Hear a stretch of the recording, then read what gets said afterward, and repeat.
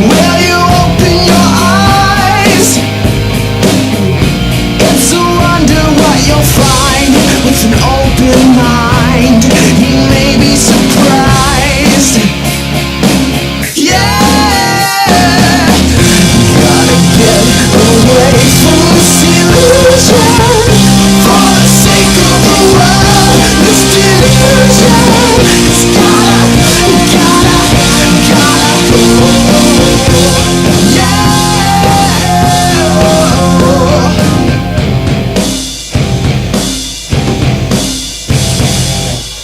Hello, and welcome to this week's episode of The Atheist Experience. It's Sunday, March 28th, and we're broadcasting live from Austin, Texas. I'm Tracy Harris, and today I'm joined by co-host Martin Wagner. Hello. This is a call-in program. We'll have the number up on the stream shortly. If you're not watching this program live, you can tune in on Sundays from 4:30 to 6 p.m. and watch us on Time Warner and Grand Cable Channel 16, or you can watch the show over the internet from just about anywhere via Ustream or Channel Austin Stream.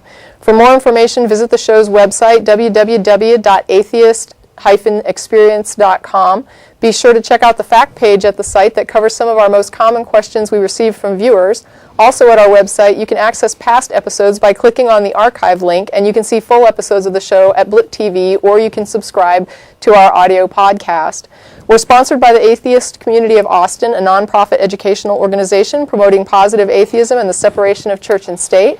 ACA has weekly meetings at Romeo's on Barton Springs Road every Sunday from 11:30 to 1, except for the first Sunday of each month, which is reserved for our lecture series held at the Austin History Center on 9th and Guadalupe.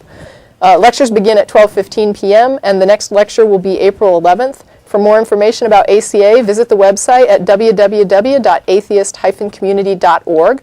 In addition to this program, ACA sponsors a bi-weekly audio podcast called The Non-Prophets. That's NONPROPHETS.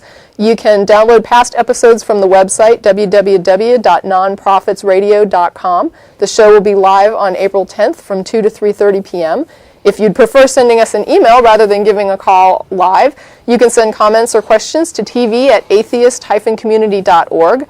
In addition to our media outreach programs, ACA also sponsors a number of social events, including an atheist happy hour on Thursdays at 7 p.m. at the Dog and Duck on 17th in Guadalupe. We also meet for dinner after the show at Threadgill's downtown location, 301 West Riverside Drive, starting at around 6:30 p.m. Be sure to check out the unofficial show blog at atheistexperience.blogspot.com, as well as the comprehensive counter-apologetics wiki at ironchariots.org. So, Martin, how are you doing today? Hi, Tracy. Got to do my bars. How are you doing, and I'm what great. are we talking about? I'm great. Just fine. Yourself? I'm doing good. Lovely spring almost. Awesome. It is actually now spring. Yeah, awesome Yes, weather. Yeah, it's fantastic. A lot of gardening. So good day to be in here. But it would be so nice if we could do an outdoor episode. Summit Town Lake, maybe? Yeah, and actually go live. Out and just and there we are all out by the trees and then by the springs. Maybe something taped one day. I have to do that or something like that. So anyway. Oh, but well, gosh, there's so much to talk about. It's actually been a rather eventful last couple of weeks in the world. Mm-hmm. Yeah.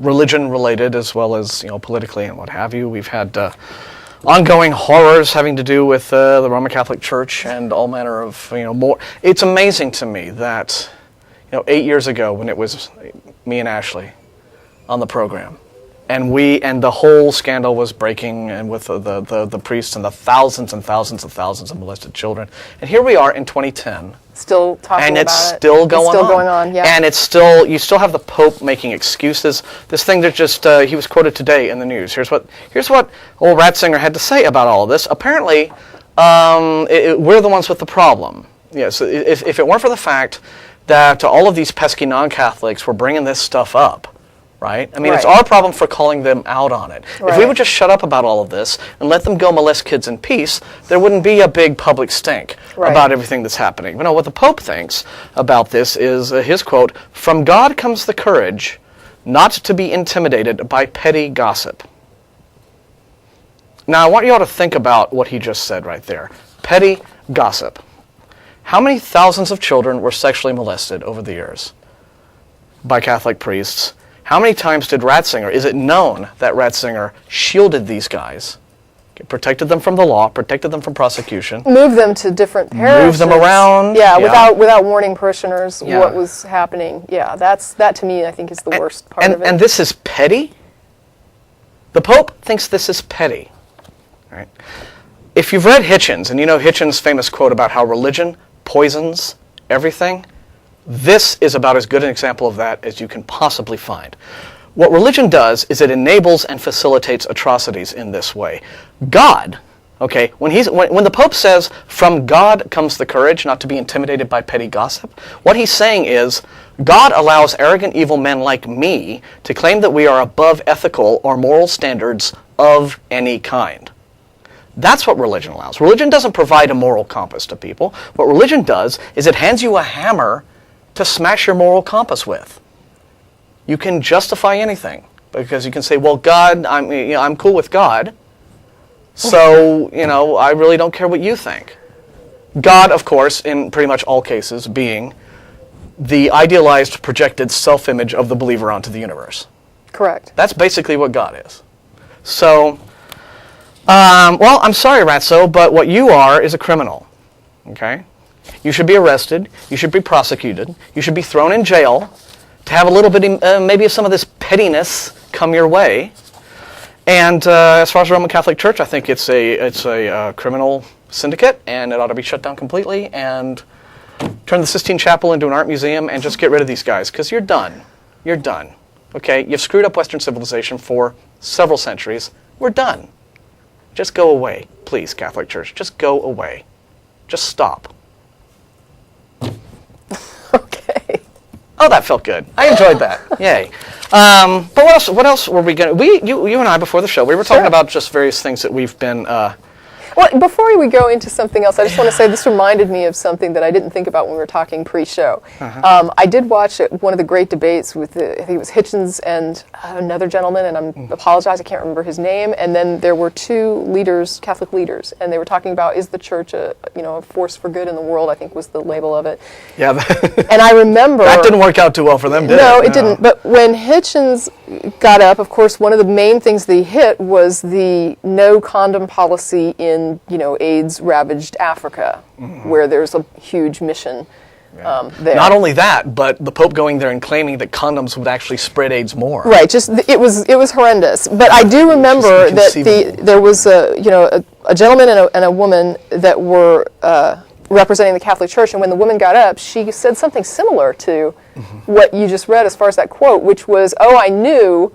When someone got up there that they were going to bring up this condom and AIDS in Africa thing.